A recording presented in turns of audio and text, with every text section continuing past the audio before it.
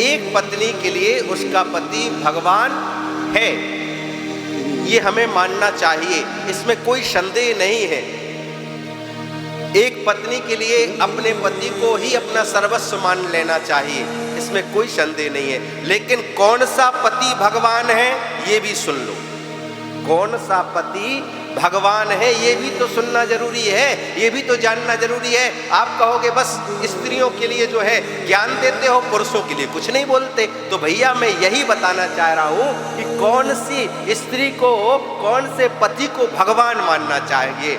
जो पति अपने पत्नी के लिए ऊंची आवाज में बात न करता हो, ऐसा पति भगवान के स्वरूप में है। जो पति अपने घर में कभी मदरा पान करके ना आता हो, ऐसा पति पत्नी के लिए भगवान का स्वरूप है।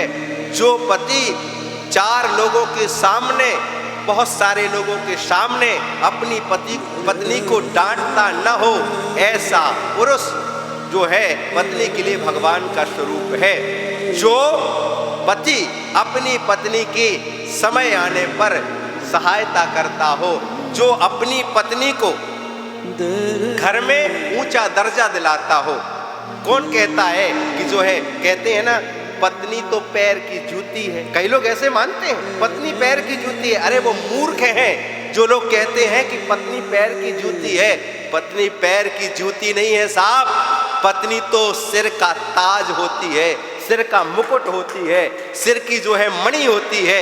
जितना सुंदर आप पत्नी के प्रति भाव रखोगे, उतनी घर में आपकी लक्ष्मी की वृद्धि होगी, उतने घर में आपके धन धान्य बढ़ेंगे। हमेशा पत्नी का सम्मान करो।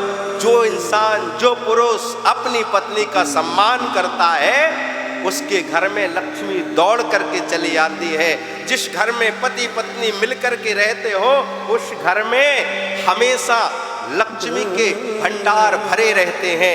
निवेदन करना चाहूँगा, अपनी पत्नी का सदा सम्मान करो, सदा उसका जो है दर्जा ऊंचा रखो।